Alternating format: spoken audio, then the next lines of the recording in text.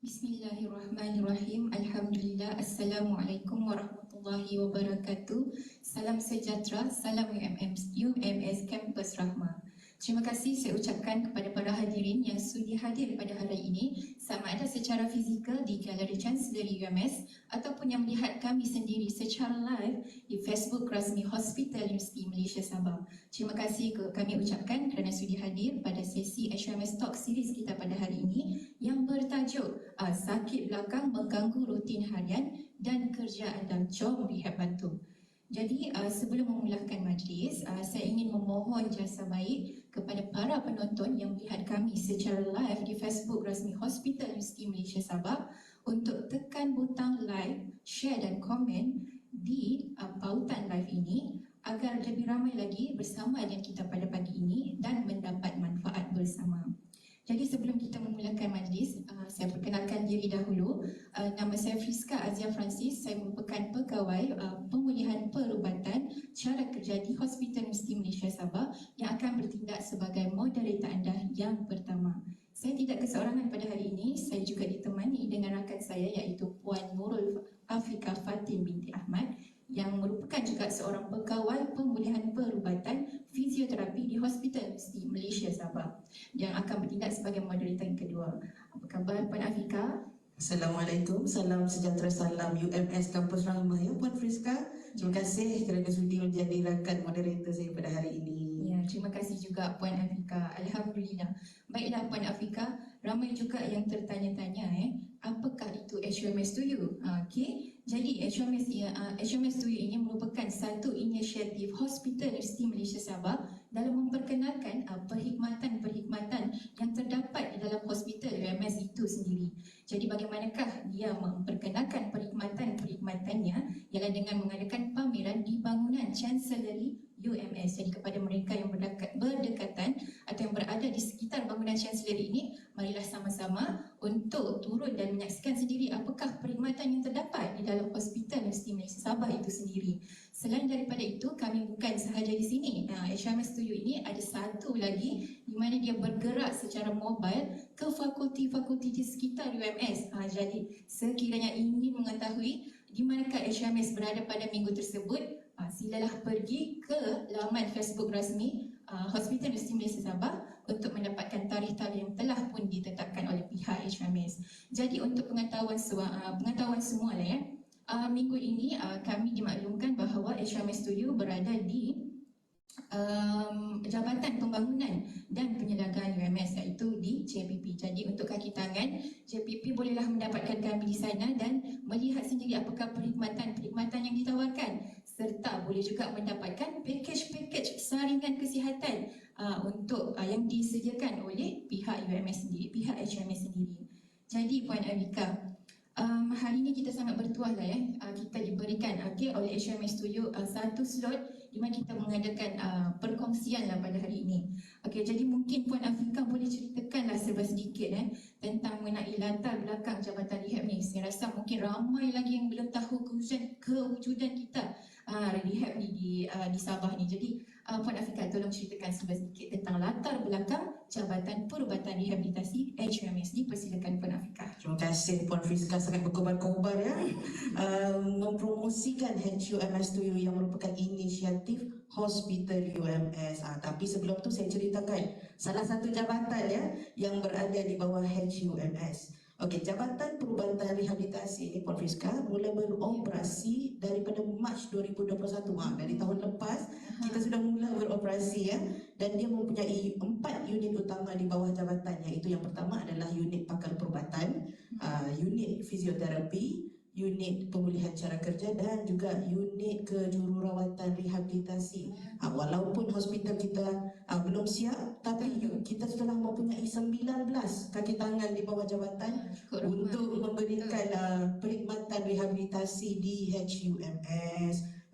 Perkhidmatan di bawah jabatan ini dia merangkumi banyak tidak terhad kepada musculoskeletal saja, kita juga menangani kes-kes neurologi, hand, pediatrik, geriatrik dan sebagainya. Dan perkhidmatan kita ni tidak terhad untuk orang UMS saja, bukan hanya untuk warga UMS. Kita juga menawarkan perkhidmatan rehabilitasi ini terbuka kepada orang awam. Kita dapat lihatlah manfaat ni boleh dikongsi bersama ya. Betul Puan Afiqah, sangat menarik penerangan itu tadi. Saya harap dengan penerangan Puan Afiqah jadi ramai yang tahu bahawa rehab dekat HUMS ni sudah pun beroperasi sebenarnya. Jadi kepada sesiapa yang ingin mendapatkan perkhidmatan rawatan rehabilitasi, bolehlah mendapatkan kami di sini. Okey Puan Afiqah. Jadi terima kasih atas perkenalan tadi. Jadi berkenaan dengan topik hari inilah Puan Afiqah iaitu sakit belakang mengganggu rutin harian dan pekerjaan anda lah. Jadi jom rehab bantu. Jadi kenapakah ya rasanya Puan Afiqah, kenapa kita bawakan tajuk ni? Boleh cerita sikit kenapa kita pilih tajuk ni sebagai topik utama kita? Okey. Baiklah Puan Friska, sakit belakang mengganggu rutin harian dan kerja anda, jom rehab bantu. Okey, daripada tajuk tu sendiri kita dapat nampak fokus utama kita ni adalah sakit belakang, betul? Okey, kenapa kita pilih tajuk ini? Ini adalah berkait rapat dengan trend rujukan yang kita terima di bawah jabatan kita, iaitu memang diunggulilah sejak Mac 2021 ni, diungguli oleh kes-kes musculoskeletal. Apa tu kes-kes musculoskeletal? Inilah ni, sakit leher, sakit pinggang, sakit belakang, sakit lutut, semua dan sebagainya lah. Okey, dan kebanyakan pula kes-kes yang dirujuk ni kita dapat lihat dia berpunca dari pelbagai punca.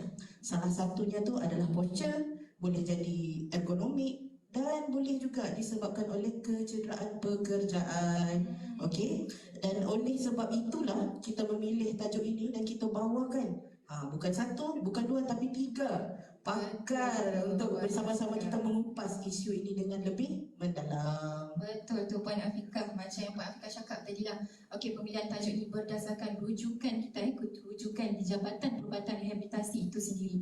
Okey, kalau untuk pengetahuan semua, kita memang ramai menerima rujukan-rujukan MSK ini terutamanya sakit belakang. Jadi sebab itulah kita membawa topik ini. Dan di kalangan sakit belakang ini pula di kalangan staf-staf kita sendiri, staf-staf UMS, iaitu warga UMS sendiri, sama ada kaki tangan UMS maupun student. Jadi hari ini kita sangat bertuah. Jadi dapatlah kita merungkai ataupun mengetahui lebih lanjut pasal berkenaan dengan sakit belakang ini. Jadi untuk mengupas dengan lebih lanjut lagi, kita bukan bersorangan ya Puan Afiqah, kita ditemani oleh 3 pakar, 3 panel kita pada hari inilah. Jadi siapakah gerangan jemputan kita tu Puan Friska? Ini yang kita nak kena kenal ni. Baik Puan Afiqah, kita sebenarnya sangat bertuah ya hari ini kerana kita dapat menjemput 3 panel yang cukup berpengalaman dan pakar dalam bidang masing-masing. Jadi saya perkenalkan panel pertama kita, iaitu pakar perubatan rehabilitasi UMS, merangkap Timbalan Dekan Pasca Siswaza dan Penyelidikan Fakulti Perubatan dan Sains Kesihatan UMS, iaitu Profesor Madya Dr. Fatimah Ahmadi. Terima kasih Prof sudi datang hari ini. Sama-sama. Apa khabar? Alhamdulillah sihat. Alhamdulillah sihat Impressed dengan you all boleh menyertai dalam session. Bagus. Terima kasih Prof sebab Prof ni sangat busy, tapi hari ini kita sangat bertuah ya. Kita pakar kita sendiri dapat turun dan sama-sama berkongsi dengan kita. Okey, seterusnya kita ada juga 2 penceramah lagi. Bukan seorang tapi 2 lagi. Okey, yang pertama kita perkenalkan Encik Muhammad Luqman bin Arani, iaitu merupakan seorang pegawai pemulihan perubatan klinik dari Klinik Kesihatan Wakaf Baru Kelantan. Kita datangkan jauh ni, walaupun jauh tapi kita dapat dekatkan secara online. Ini hikmah daripada pandemik. Hari itulah kita belajar daripada sesuatu, memberikan ilmu tidak semestinya secara fizikal tetapi secara online. Jadi kita bukan adakan secara fizikal saja tetapi kita di online. Jadi Encik Luqman, Encik Luqman ada tak? Encik Luqman, apa khabar?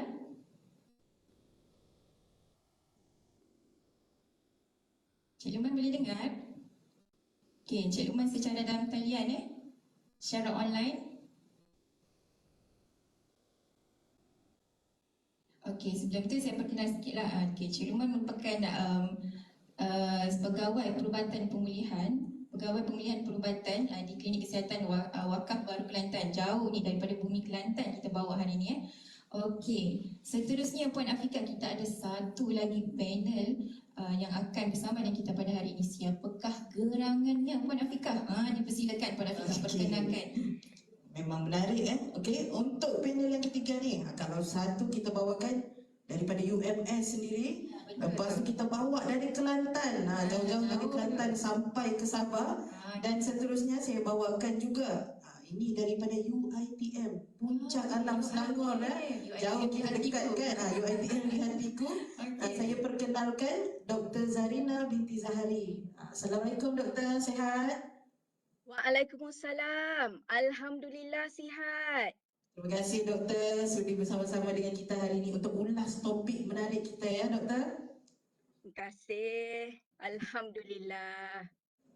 Alright, seterusnya Puan Fiska, kita sudah kenalkan 3 panel kita yang sangat berkaliber dalam bidang masing-masing. Jadi kita alihkan fokus kita ni kepada ceramah kita, iaitu sakit belakang mengganggu rutin harian dan kerja anda.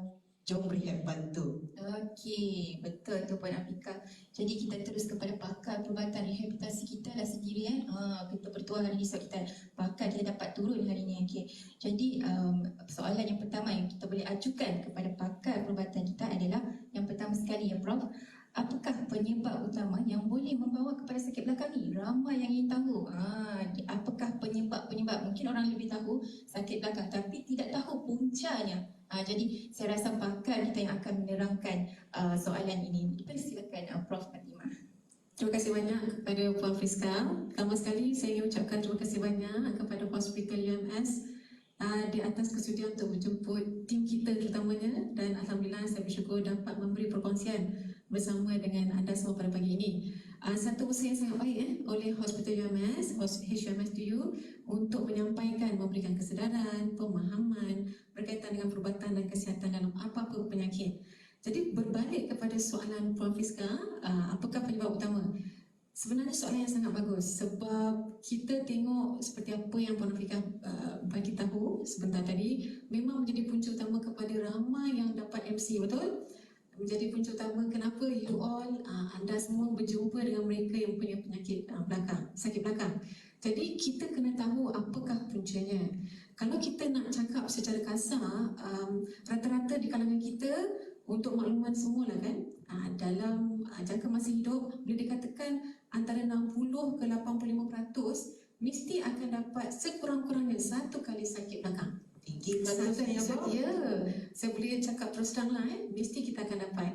Jadi bila kita mendapat sakit belakang, of course dia mengganggu kepada fungsi harian kita. Sakit nak pergi kerja tak boleh. Yang menyebabkan masalahnya apabila sakit tu berlarutan, sehingga selalunya ramai pesakit datang kepada kita ni, dia bukannya sakit dalam seminggu dua, dia dah sakit sampai berbulan-bulan. Jadi ini yang penting untuk kita kenal pasti apakah punca supaya kita boleh rawat dengan betul. Okey, bila bercakap dengan punca, maknanya diagnosis lah kan. Jadi secara kasar sebelum kita sampai kepada diagnosis, kita kena tahu di mana sebabnya. Jadi mungkin kita boleh pancarkan di sini, saya ingin tunjukkan secara kasar struktur anatomi. Bukanlah saya nak mengajar dari segi anatomi tetapi saya nak kita semua faham. Di bahagian belakang kita, kalau tengok di skrin, kita nampak di bahagian kiri yang berwarna merah itulah otot. Tapi itu bukan semata-mata otot yang ada di bahagian belakang, tetapi banyak lagi lapisan. Cuma saya tunjukkan sekadar gambaran saja. Jadi sakit belakang boleh berpunca daripada pelbagai struktur di bahagian belakang. Yang pertama, otot. Otot ni bila kita mungkin buat aktiviti yang sangat aktif, malahan kalau kita bercucuk tanam, bergerak dengan cara salah, duduk dalam kereta lama, sekarang jam lama kan, sejam setengah, 2 jam. Jadi itu sendiri boleh menyebabkan masalah secara kasar kepada otot, menyebabkan sakit. Okey, selain daripada itu, kalau kita tengok dekat bahagian sebelah kanan, gambar sebelah kanan, struktur tulang tersebut, kita boleh tengok, kita boleh lihat ada pelbagai lapisan tulang belakang kan. Tulang tersebut kalau ada berlaku keretakan atau alignment, senang cakap landasan tulang tu sendiri lari pun boleh menyebabkan sakit. Pada masa yang sama, kalau kita lihat di antara tulang-tulang tersebut adanya disc, kita panggil disc. Disc ni berfungsi sebagai cushion, di mana ianya berfungsi untuk bila kita bergerak, fungsi tulang belakang ni menjadi paksi untuk kita berdiri. Tetapi kalau tulang ni tidak dibuat ada sendi antara tulang-tulang belakang, kita tak boleh nak pusing ke kanan ke kiri, tak boleh nak membungkuk, betul tak? Betul. Jadi sebab tu adanya beberapa lapisan cushion, iaitu disc. Tetapi disc ni disebabkan oleh kemungkinan kecederaan yang lalu atau faktor penuaan boleh menyebabkan disc ni haus, kita panggil. Pernah dengar tak orang kata haus-haus? So Bukan disc haus tu minum je. Disc tu boleh haus juga ni. disc tu boleh terkeluar tau daripada disc tersebut, dan masalah bila disc tu terkeluar, dia boleh menghimpit saraf tunjang yang dilindungi oleh tulang belakang tersebut. Sakit tu Prof. Itu yang betul, memang sakit. Sebab tu ramai orang kalau katakan masalah contoh prolapse disc lah kan, bila kita panggil disc terkeluar, itulah prolapse disc. Masalahnya dia tidak boleh membungkuk lama, dia akan sakit. Sebab disc tu menghimpit dan mencucuk kepada saraf tunjang ataupun saraf yang keluar daripada saraf tunjang. Jadi sakit. Pada masa yang sama, di antara tulang-tulang tu kalau tengok ada banyak sendi. Sendi tu pun boleh haus. Dan di kawasan sendi tu ada saraf yang keluar daripada saraf tunjang pun boleh kena himpit, menyebabkan sakit. Jadi ini adalah kalau kita lihat, ini adalah struktur-struktur utama di bahagian belakang. Namun begitu, ada lagi masalah atau punca lain yang menyebabkan sakit belakang, walaupun jarang sedikit tetapi agak bahaya, serius. So selain daripada apa yang telah saya terangkan, sebagai contoh, kalau kita lihat dari segi konteks Negeri Sabah, jangkitan kepada tulang belakang, iaitu sebagai contoh spinal tuberculosis, sangat tinggi dia punya kadar di Sabah, dan jangkitan tersebut adalah berbahaya sebab sekiranya melarat, dia menyebabkan tulang belakang tu sendiri rapuh dan boleh menghimpit kepada saraf tunjang, saraf yang keluar. Jadi menyebabkan sakit dan boleh tidak jalan. Sebab kena ingat, untuk berjalan tangan gerak, ianya bergantung kepada saraf tunjang yang dilindungi oleh tulang belakang. Apabila saraf tunjang, saraf ni terganggu, susah kita nak gerak, susah kita nak gerakkan tangan. Pada masa yang sama, contohnya kalau kita tengok punca lain, iaitu tumor atau kanser. Di mana kanser ni boleh merebak ke tulang belakang. Dan bila merebak itu adalah agak berbahaya lah. Sebab boleh menyebabkan tidak boleh berjalan, sakit yang amat sangat di bahagian belakang. Pada masa yang sama juga, kadang-kadang kita boleh lihat yang jarang berlaku lah, tapi boleh menyebabkan sakit belakang. Di mana kalau kita boleh contoh ada sakit batu karang. Kadang-kadang sakit tersebut, dia boleh bergerak, kita panggil radiating pain, bergerak ke belakang menyebabkan sakit. Jadi adalah penting untuk mereka yang ada sakit belakang ni untuk berjumpa dengan pakar perubatan supaya dapat kenal pasti apakah sebabnya. Namun begitu, untuk makluman Puan Friska, Puan Afika, sebenarnya lebih kurang 10 ke 15% saja kes-kes sakit belakang yang kita dapat kenal pasti apakah punca sebenar sakit belakang tersebut. Bakinya antara 80 ke 85% ni lebih kepada sakit belakang yang kita tak dapat kenal pasti di manakah punca sakit tersebut. Sakitnya kita panggil non-specific low back pain. Jadi secara kasar itulah dia penyebab kepada sakit belakang. Punca sakit belakang ya Puan Afika. Betul. Nampaknya kita memang tidak boleh pandang enteng benda-benda macam ni. Sakit belakang mungkin otot je ni, mungkin bukan. Jadi memang kita perlukan pakar kita untuk bagi tahu kita lah apa sebenarnya punca ni. Tak boleh fikir sendiri atau Google ya, Prof? Kebanyakan kita biarkan Prof sakit Yes. belakang ni. Kebanyakan kita selalu membiarkan, tidak mengindahkan pun sakit belakang. Teruk dulu baru jumpa bakar. Okey. Itulah. Alright, okey, seterusnya Puan Friska, kita beralih kepada soalan yang Ada kedua soalan lagi? mesti ada soalan yang kedua. Okey, tadi kita sudah faham punca, betul Prof? Okey, sekarang ni bila kita sudah tahu punca, macam mana pakar mengenal pasti masalah pesakit ataupun lebih mudah mendiagnose apa masalah sakit belakang pada pesakit tersebut, Prof? Cuba Prof ulas sikitlah. Okey, soalan sangat baik daripada Puan Afika. Terus terangnya, pertama sekali sebagai pakar perubatan rehabilitasi terutamanya, pertama bila pesakit datang kepada kita akan buat penilaian penuh. Kita akan tanyakan dari segi simptom, kita akan buat pemeriksaan supaya kita dapat come up with, orang kata, beberapa senarai apakah kemungkinan yang menyebabkan kepada sakit belakang tersebut. Jadi sebelum saya cerita sikit dari segi siasatan yang selalu kami request atau kita minta, saya ingin tekankan kepada anda semua yang bersama dengan kita pada pagi ini untuk faham kalau anda sakit belakang, ada beberapa benda yang perlu anda tahu terutamanya berkenaan dengan simptom. Mungkin saya ingin pancarkan di skrin, ada satu istilah kita panggil red flag symptom. Kalau kita lihat red flag symptom ni, simptom untuk dikenal pasti kita panggil red flag symptom. Ini adalah simptom-simptom yang sekiranya anda mempunyai sakit belakang dan anda mempunyai salah satu daripada simptom di dalam skrin ini, saya sangat recommend, saya sarankan jumpalah pakar perubatan supaya kita dapat betul-betul nilai, kenal pasti apakah punca kepada sakit belakang. Mungkin berikan saya sedikit masa untuk kita go through senarai ini. So kalau ikut yang pertama, sejarah trauma. Trauma ni, jangan faham trauma yang aku sakit, bukan. That is not the trauma yang kita cakap lah kan. Trauma ni lebih kepada contoh mungkin accident, jatuh, ada sesuatu kecederaan yang berimpak, yang menyebabkan sakit, high impact injury. So bila trauma ni mengganggu bahagian tulang belakang, menyebabkan sakit belakang, kemungkinan takut ada keretakan yang kita tidak sedar. Takut ada, seperti yang saya terangkan tadi, mungkin alignment dekat tulang belakang tu lari sikit yang kita tak sedar. So penting untuk kita buat siasatan lanjut untuk kenal pasti apakah sebab sakit belakang. Kemudian yang kedua, turun berat badan tanpa penjelasan. Saya tahu kita contoh perempuan wanita kan, kalau boleh turun berat badan ni bestnya A++, betul tak? tu Prof. Utama tu. Tetapi ini adalah turun berat badan yang kita tak diet pun, kita tak exercise pun, turun. Terutamanya apabila turun tu mendadak. Sebagai contoh, saya ada pesakit, dalam masa 6 bulan dia turun sampai 10-12 kilo. Wow, bestnya Prof. Best? Nanti dulu periksa. Bayangkan, rupanya dia ada masalah tulang belakang. Bila kita periksa, malangnya ada masalah diagnosis kanser. Jadi selalunya kalau turun berat badan tanpa penjelasan, kita kena fikir dua benda. Adakah disebabkan oleh kemungkinan tumor atau kanser, ataupun it could be satu penyakit berjangkit, terutamanya contoh tuberkulosis. Jadi spinal tuberkulosis ni salah satu simptom utama turun berat badan tanpa penjelasan. Ini kita kena pasti. Kemudian yang ketiga, simptom neurological. Maksud saya adalah kita tahu tulang belakang ni kan penghubung antara otak dengan anggota badan kita. Jadi apabila kita tidak dapat berjalan, terasa kebas-kebas di kaki ni, itu maknanya tanda neurological, Afiqah. Betul, tajam-tajam kan Prof? Ya, cucuk-cucuk. Betul. Itulah dia tandanya, Afiqah.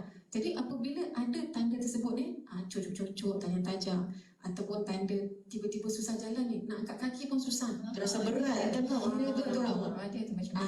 Ataupun kadang-kadang dekat bahagian untuk buang air besar atau buang kecil tidak lawas. Itu merupakan tanda-tanda utama di mana kemungkinan sama ada saraf yang keluar daripada saraf tunjang telah terhimpit oleh masalah tulang belakang, ataupun saraf tunjang sendiri yang terhimpit. Apabila saraf tunjang terhimpit adalah bahaya di mana kita perlukan surgery pembedahan dengan agak urgent lah, secara urgent. Okey. Kemudian umur 50 tahun ke atas. Kenapa kita tekankan ni? Mungkin Afiqah tahu ke kenapa kita tekankan ni? Mungkin Prof lagi pakar lah.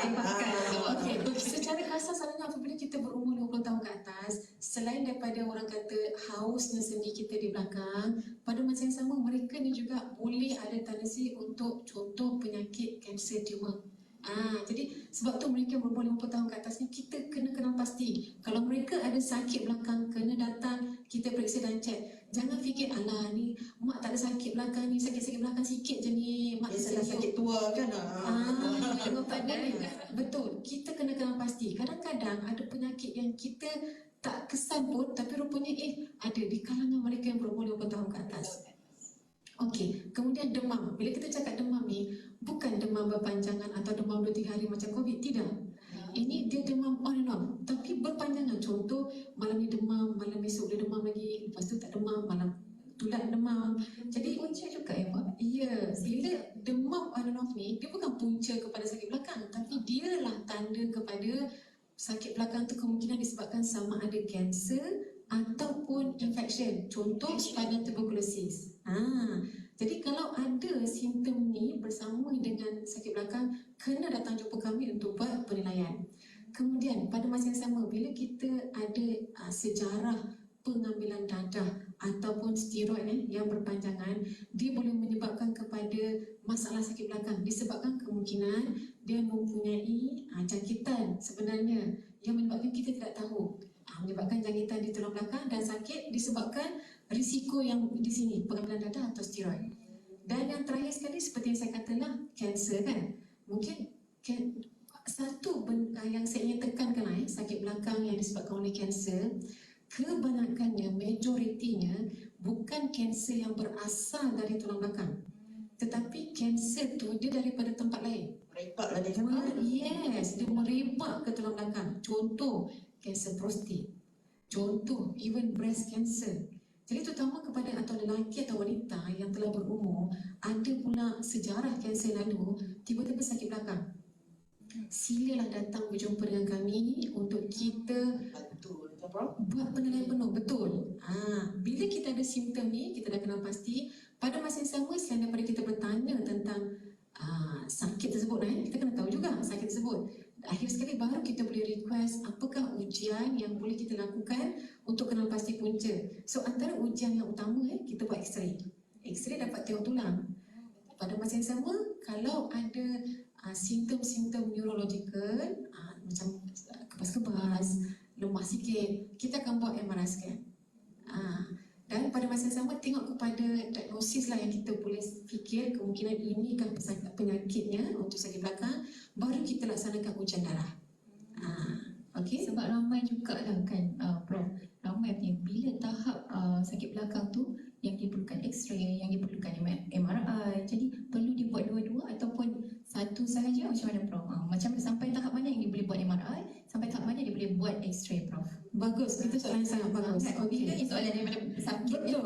Sebab ramai yang datang pun jumpa saya pun, doktor saya perlu scan ke? Soalan dia, saya perlu scan ke?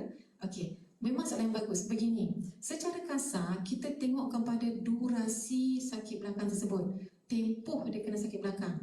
Kalau sakit belakang tu secara kasar datang kurang daripada 6 minggu dan tidak ada red flag simptom tadi tu, okey, kita lebih katakan kepada kemungkinan besar dia adalah non-specific low back pain ataupun yang kita tak dapat, kita rasa mungkin tidak ada puncanya. Jadi kemungkinan besar it could be muscle ke kan, ataupun tendon dia yang sakit. Jadi apa yang kita buat di sini, kita tak perlu X-ray dulu, tak perlu scan dahulu, kita berikan rawatan konservatif. Okey, dan kita minta datang balik jumpa kami 6 minggu kemudian, kita periksa. Kita tengok, okey, adakah sakit anda semakin okey atau tidak dengan rawatan konservatif yang kita beri. Okey, katalah dia, masa kita buat penilaian, kita reassess balik, menilai semula. Kalau katalah sakit dan berkurangan, Alhamdulillah, maknanya rawatan berfungsi. Berkesan lah kan bro? Berkesan. Tetapi kalau katalah masa tu tengok, tiba-tiba ada red flag symptom, tiba-tiba dia kepas, tiba-tiba dia ada demam-demam, Ataupun datang boleh berjalan, kali ni pakai wheelchair. tiba-tiba dia ataupun susah nak gerak. Jadi masa ni kita tahu kemungkinan besar dah mula mungkin ada saraf dia atau terganggu kan. Jadi di sini kita tahu pentingnya untuk kita buat pemeriksaan lanjut. Masa itulah kita akan buat X-ray dan kita akan buat MRI scan.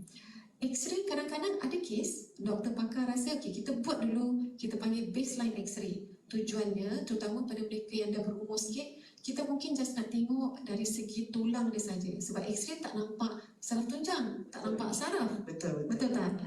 Dia boleh nampak tulang. Tulang pun kita boleh nampak dari segi alignment. Dari situ kita boleh agak. Tapi katalah kita tengok dah mula ada simptom semakin teruk, neurological simptom, baru kita order, kita minta scan. Secara kasar lah. Itu Puan Friska. Itu sebab soalan tu memang sangat popular lah. Kalau patient datang, mesti dia tanya lah apa beza X-ray dengan MRI, kena buat dua-dua atau satu sahaja. Jadi hari ini kita dapat penjelasan terus daripada pakar kita. Okey, baiklah Prof. Okey, kita pun dah tahu punca utama dan kita pun dah tahu berkenaan macam mana nak mengenal pasti masalah sakit belakang ni. Jadi soalan yang seterusnya Prof, untuk soalan yang 3, iaitu apakah peranan pakar dalam pengurusan serta pemberian rawatan bagi masalah sakit belakang Prof? Saya persilakan Prof untuk jawab soalan tersebut. Silakan. Okey. Saya suka soalan ni Puan Friska sebab kita ni berbeza dengan pasukan-pasukan lain. Di sini uniknya rehabilitasi. So kalau saya berbicara dari segi perspektif pakar perubatan rehabilitasi, selain daripada menilai dari segi perubatan tersebut, bahagian perubatan sakit belakang, masalah dia, red flag symptoms, kita akan menilai secara komprehensif. Di mana pentingnya, di sinilah occupational therapist, fisioterapis, kita akan menilai dari segi fungsi harian dan juga fungsi psikologikal juga secara komprehensif supaya rawatan yang kita beri kepada para pesakit adalah secara komprehensif juga. Jadi kalau kita bercakap tentang pertama sekali sakit belakang, orang datang jumpa kita mesti nak ubat sakit belakang, betul tak? Betul bro, sangat macam tu lah ke. Kalau boleh semua makan ubat je baik, itulah yang diorang mahu. Kebanyakannya bro memang manage by medication only. Betul. Jadi kita ada pakar perubatan rehabilitasi sendiri kan. Jadi Prof boleh jelaskan. Okey, jadi seperti yang saya explain tadi kan, kita melihat kepada durasi sakit lah. 6 minggu, antara 6 minggu ke 12 minggu ataupun sekiranya melebihi 12 minggu, maka sakit belakang tu telah pun kita anggap sebagai kronik. Tapi untuk kebanyakan daripada mereka yang kita katakan ada non-specific low back pain lah kan, kita berikan mereka rawatan konservatif dahulu. Di mana rawatan konservatif ni ada banyak rawatan yang intervensi dan kita boleh beri. Yang pertama sekali, of course, ubatan sakit. Secara kasar lah kita bagi ubatan sakit. Tapi di sini yang saya ingin betulkan persepsi atau supaya semua orang lebih faham. Apabila kita sebut ubatan sakit, tak semua ubatan sakit boleh merawat sakit tersebut. Tidak menyelesaikan masalah ya bro? Betul. Sebagai contoh, okey, saya sakit belakang. Dia telan lah apa-apa ubat mungkin kat rumah ada Panadol ke, dia ada Celebrex ke, kita telan. Tapi pada masa yang sama sebenarnya dia ada sakit macam kebas-kebas. Sebab tu dia tak hilang sakit. Sebab tujuannya bila kita jumpa para pesakit yang mempunyai sakit belakang, kita akan tanya, sakit tu sakit rasa macam mana? Sebab secara kasar kita ada dua jenis rasa sakit, kesakitan. Kesakitan nociceptif ataupun kesakitan yang disebabkan oleh otot ke, tendon ke, di mana kalau kita bergerak banyak baru dia sakit. Sakit dia pun rasa macam lebih tajam ataupun mungkin kena tekan. Okey. Tetapi ada jenis sakit lain kita panggil kesakitan neuropatik ataupun sakit disebabkan oleh dia menghimpit saraf tersebut. Sakit ni secara klasik bunyi dia nanti pesakit beritahu dia rasa macam elektrik daripada belakang pergi ke kaki. Ada kan? Betul. Jadi pada masa yang sama kadang-kadang pesakit ni pun dia boleh mengadu masa malam, walaupun tak buat apa, masa malam boleh mengadu sakit. Ada sakit datang terutama keadaan malam, keadaan sejuk. Kadang-kadang ada juga mengadu sakit tu macam mencocok-cocok, kebas-kebas. Jadi sakit ini awak makanlah banyak mana paracetamol pun, makanlah banyak mana Celebrex pun tak akan dapat mengurangkan baik. Sebab dia ada ubat berbeza khas untuk kesakitan tersebut. So yang pertama adalah merawat sakit. Kenapa kita kena merawat sakit? Tujuan objektif rawatan rehabilitasi ini daripada pakar dan juga fisio dan occupational therapist adalah supaya bila kita kurangkan kesakitan, maka seseorang tu boleh menjalankan exercise, boleh menjalankan fungsi harian. Sebab dalam rawatan konservatif, selain daripada memberi ubatan sakit untuk mengurangkan sakit, pada masa yang sama kenalah membuat kita panggil senaman yang khusus, khas untuk tulang belakang. Betul tak Puan Afika? Betul. Itu yang kita akan kongsikan lepas ni nanti dengan panel ketiga. Betul. Jadi saya takkan cakap lebih lah kan bab tu, tapi itu penting. Sebab kadang-kadang ini yang saya nak mohon kepada semua yang dengar bersama dengan kita, fahamkan contoh anda ada sesi rehabilitasi jumpa fizio seminggu sekali. Masa seminggu sekali tu je lah baru dia buat exercise. Bila balik rumah dia tak buat kadang-kadang.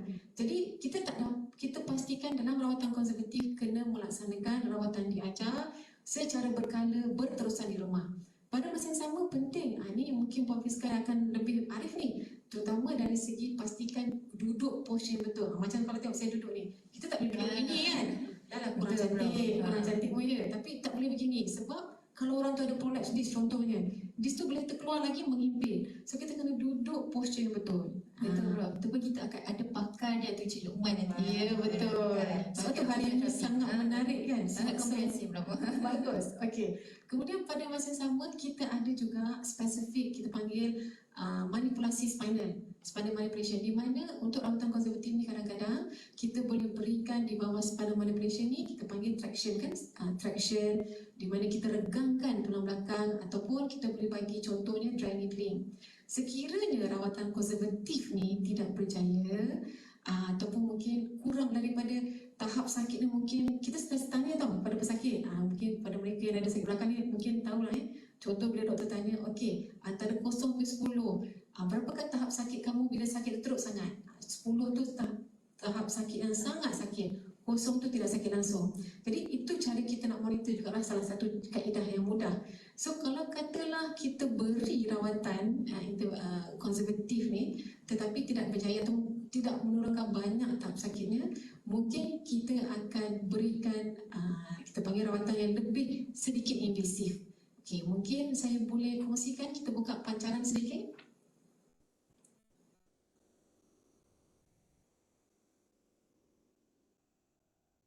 Okey, kalau tengok di sini, salah satu cara untuk pastikan posisi yang betul yang sebelah kiri nampak tak macam orang pakai korset kan di situ. So lambar support ni sangatlah berfungsi, bermakna terutama mereka yang mempunyai sakit belakang yang sangat teruk. Jadi dia bagusnya lambar support ni kita berikan supaya dia maintain ataupun pastikan posture tulang belakang tu dalam keadaan yang sentiasa yang betul. Okey. Pada masa yang sama, kami pakar, kami beri rawatan yang kita panggil proloterapi. Mungkin ada yang tidak tahu pasal rawatan ni. Jadi bagus saya ingin memberi maklumat informasi dah alang-alang kita berada pada program pagi ini. Untuk makluman, rawatan proloterapi ni adalah menggunakan kaedah di mana kita memberi, sebenarnya bukan kita bagi obat sangat pun, kita bagi senang cakap dextrose water, dextrose saline, air gula dia sebenarnya. Tujuannya air gula ni dia berfungsi bertindak sebagai irritant ataupun dia menyebabkan, kita bukan cakap sebagai radang, tapi dia stimulate tisu dekat bahagian tulang belakang kita ni supaya memulakan proses kita panggil healing process, inflammation process. Dia akan menggerakkan proses keradangan. Tapi orang akan pelik, kenapa nak suruh radang ni? Saya tak nak ada inflammation, nak reduce. Jangan. Betul. Tapi kena faham, apabila adanya proses inflamasi atau keradangan, dari situlah body kita ni secara natural, bila kita start proses inflammation tersebut, dia akhirnya akan orang kata memanggil mengajak semua sel-sel dalam badan yang berfungsi untuk membaikkan, memulihkan, datang fokus ke tempat tersebut supaya lebih cepat berlaku proses pemulihan. Begitu. Faham kan? Pertama kali dengar Jadi prosedurnya ada di sini. Ada. So untuk makluman, kami memang beri rawatan proloterapi kepada para pesakit untuk kita dapat berikan sedikit lebih invasif lah kalau sekiranya konservatif tidak berjaya. Namun begitu, walaupun kita dah cuba usaha begini, kadang-kadang tahap yang semakin teruk, contohnya yang struktur dia contohlah dia terlalu menghimpit, walaupun kita beri begini tidak berjaya sebab tidak semua boleh menggunakan pakar rawatan tersebut. Jadi mungkin kita kena rujuk pada pakar bedah spine bahagian belakang untuk membuat sendiri atau pembedahan. Itulah secara kasar. Okey, itu dia. Hari ini bagi tahu satu prosedur baru untuk pengurusan sakit belakang, dan prosedur itu ada di Jabatan Perubatan Rehabilitasi, iaitu di klinik perubatan rehabilitasi lah. Betul Puan Rizka. Sangat sangat berinformasi baru pertama kali dengar proloterapi tu ya Prof. Tapi jangan dicuba pula masukkan air gula tu ya kan Prof. Walaupun air gula bagi kata Prof tadi, tapi bukan sebarang air gula cuma pakar yang boleh lakukan.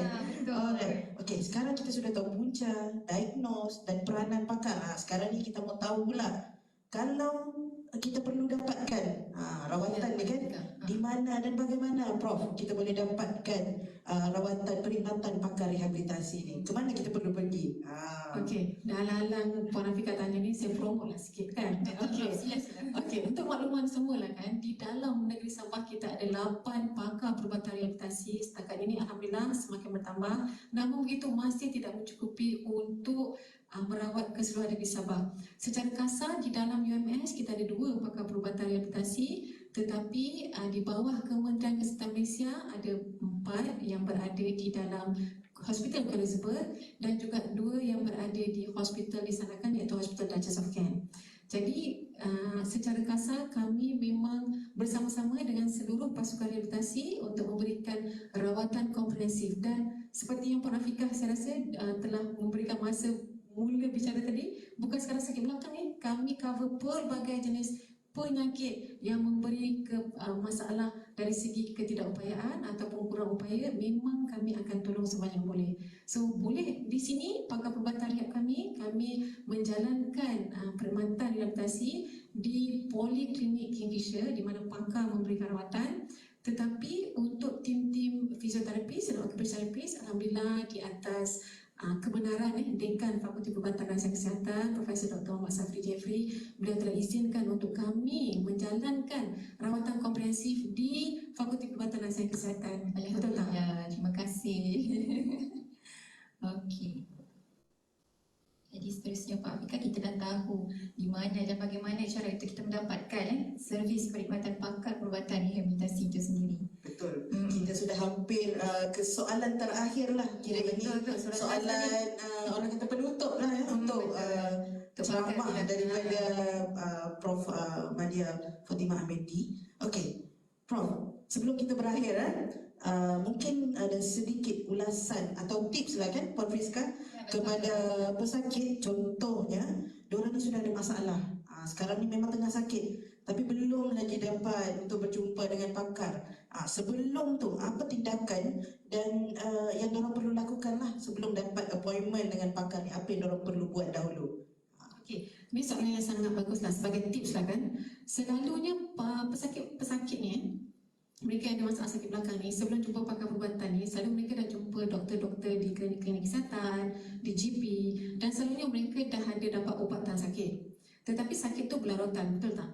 Jadi yang pertama sekali, sekiranya anda mengalami sakit belakang yang teramat sangat atau sakit, sebelum anda dapat jumpa pakar, kalau boleh kita dapatlah jumpa pakar sebab mungkin, pastikan anda sentiasa ada ubatan sakit bersama dengan anda, sebab sekiranya sakit, ubat tersebut boleh membantu kurangkan kesakitan. Kemudian selepas pada masa yang sama, pastikan betulkan postur anda, sebab saya rasa mereka yang dah mengalaminya tahu kalau mereka duduk tegak akan kurang sakitnya, kalau mereka duduk bungkuk dia akan sakit, betul tak? Dan kalau boleh, sekiranya tahap sakit anda tu sangat sakit dan telah datang simptom-simptom yang utama, iaitu pertama, bila sakit belakang yang amat sakit ni, adanya tiba-tiba kaki lemah ataupun kaki tak boleh gerak ataupun kebas ni kaki ni, ataupun sampai ini buang kecil atau buang besar pun dah ada masalah. Jadi kita takut sakit belakang tersebut telah pun menghimpit saraf tunjang. Kalau sakit sangat dah sampai saraf tu kan Prof? Ya, betul. Kalau katalah masa tu kamu nak tunggu pakar perubatan appointment daripada mereka, tak bila lah kan. Tapi masa tu dah makin teruk. Jadi makan ubat tahan sakit, betulkan postur. Kalau ada lambar support, terus pakai lambar support tersebut. Terus pergi ke fasiliti kesihatan yang terdekat untuk mendapatkan orang kata pemeriksaan kesihatan yang urgent lah. Kemudian dari situ kita harap mereka boleh rujukan yang sepatutnya. Kalau katalah teruk sangat, boleh masuk, malahan kita dapat tengok kalau di hospital ramai pesakit yang masuk ke hospital, diadmitkan ke dalam ward disebabkan oleh sakit belakang yang amat sangat, sampai makan ubat pun dah tak tahan dah. Okey. Untuk yang lambar support tu Prof, ini selingan sikit lambar support tu Prof, ini perlu prescribe ke ataupun kita boleh beli je dekat mana-mana? Okey. Ini soalan bagus. Ini rasanya soalan daripada Facebook. Soalan dari Facebook juga ni kita bacakan untuk Prof. Bagus. Apa itu Daripada Puan Safia Nida, Okey. yang melihat kita secara live di Facebook rasmi. Terima kasih banyak kepada anda yang bersama dengan kami secara live. Okey, begini, lambar support ni bukan kita kata tidak boleh beli sendiri, tetapi seeloknya dinilai terutamanya daripada pihak kami, pihak pasukan rehabilitasi, sebab tak semua lambar support sebab yang bersesuaian dengan seseorang tersebut. Sebab kalau kita tengok di market di dalam kedai-kedai farmasi ke, banyak jenis lambar support, tapi tak semuanya sesuai. Jadi sebab tu kena jumpa nasihat yang sebenar dan pakar boleh berikan prescribe number support yang sesuai untuk individu-individu tersebut. Nampaknya kita Dah menjawab sudah soalan, menjawab soalan dan saya pasti semua pun dapat manfaat dan faham daripada informasi-informasi yang Prof Fatimah tadi sudah sampaikan. Terima kasih Prof atas perkongsian. Sama-sama. Okey, jadi baiklah. Terima kasih kepada Prof Fatimah atas ulasan yang saya kira cukup padat dan berinformasi lah.